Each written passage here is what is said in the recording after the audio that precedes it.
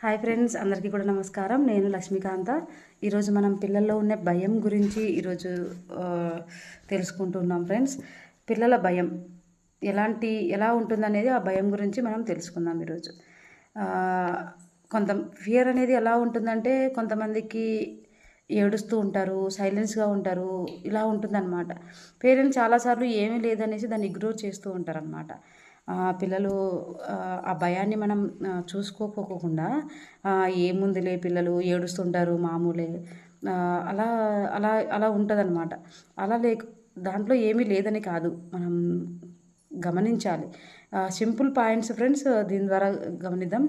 పిల్లల భయం ఎలా కనిపిస్తుంది? ఫస్ట్ పిల్లల భయం ఎలా కనిపిస్తుంది అనేది దీని ద్వారా మనం తెలుసుకుందాం. అంటే స్కూల్కి వెళ్ళాలంటే ఇష్టం లేకపోవడం, ఒంటరిగా ఉండలేకపోవడం, అలాగే చీకటి కొత్త మనుషులు అంటే భయపడుతూ ఉంటారనమాట. చిన్న మాటకి ఏడుపు వస్తూ ఉంటుంది వాళ్ళకి. ఇవన్నీ ఉన్నాయనుకోండి, వాళ్ళల్లో భయం ఉన్నట్టు అనమాట. ఫియర్ అనేది వీక్నెస్ కాదు ఫ్రెండ్స్. ఫియర్ అనేది ఒక వీక్నెస్ అయితే కాదు. దాన్ని మనం అందరికీ ఉంటుంది. మనకు కూడా కొన్ని దయ్యాల సినిమాలు, కొంచెం హర్రర్ మూవీస్ చూసినప్పుడు మనకు కూడా కొన్ని భయాలు ఉంటాయి కదా. అలాగే చిన్నపిల్లలకి సంబంధించి వాళ్ళ చిన్న మైండ్కి తగ్గట్టుగా వాళ్ళకు కొన్ని భయాలు ఉంటాయి అన్నమాట. దాని గురించి మనం తక్కువ అంచనా వేయకూడదు. ఆ ఏజ్ పిల్లలు అలా భయపడుతూ ఉంటారనేది మనం చూడాలి. భయం అనేది ఏంటంటే ప్రొటెక్షన్ సిస్టమ్ అన్నమాట. అంటే వాళ్ళకు ప్రొటెక్షన్ కోరుకుంటూ ఉంటారనమాట. నాకు ఒకరు తోడుండాలి.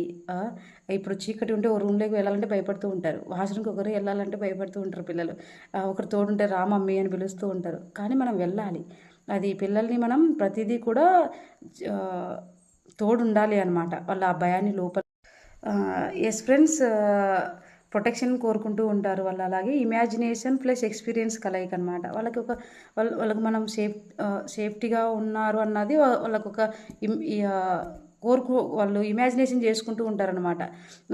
తోడు ఉండాలి అనేసి, అమ్మ ఉన్నది, నాన్న ఉన్నది అని ఏదో ఒకటి కోరుకుంటూ ఉంటారు. ఒక ఎక్స్పీరియన్స్ కావాలని కోరుకుంటూ ఉంటారనమాట. అలాగా మనం ఏం చేయాలి అంటే, దీనికోసము ఇంత చిన్నదానికి భయమా అనేసి మనం అనొద్దు.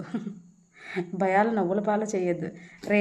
వీడు పామును చూస్తే భయపడతాడు, వీడు చిన్న బొద్దింకను చూస్తే భయపడతాడు, ఇలాంటివన్నీ కాదు ఫ్రెండ్స్. అవన్నీ కూడా వాళ్ళ మైండ్లో నాటుకుపోతాయి, సబ్కాన్షియస్ మైండ్లో. ఏదైనా సరే చిన్నదైనా కూడా వాళ్ళ మైండ్లో అవుతుంది అనమాట. కాబట్టి మనం ఏం చేయాలంటే, ప్రతిదీ కూడా వాళ్ళకి అర్థమయ్యేటట్టుగా మనం ఎక్స్ప్లెయిన్ చేయాలి. అది ఏం చేయదు, అది హానికరం కాదు అనేసి మనం చెప్పచ్చు అనమాట. ఇంత చిన్నదానికి భయమా అనకూడదు. ఇంకొకటి, భయాన్ని నవ్వుల పాలు చేయొద్దు. వేరే వాళ్ళతో పోల్చి నీకన్నా వాడు ధైర్యవంతుడు అనేసి ఇలాంటివన్నీ చెప్పకూడదు అనమాట. అది ఇంకా పెద్ద కంపారిజన్ కింద చూసి వాళ్ళు భయపడుతూ ఉంటారనమాట. ఓహో, నేను ఇంకా తక్కువ అనే భావన కూడా వాళ్ళలో కలుగుతూ ఉంటుంది అనమాట. నాకు అర్థమవుతోంది.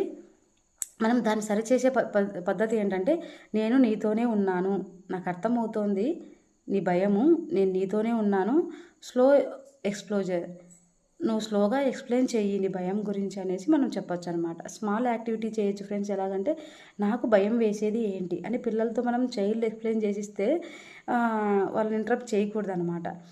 కొంచెం ఏం భయం వేస్తుందో వాళ్ళతో డ్రాయింగ్ వేపిస్తే వాళ్ళు చెప్పగలుగుతారనమాట.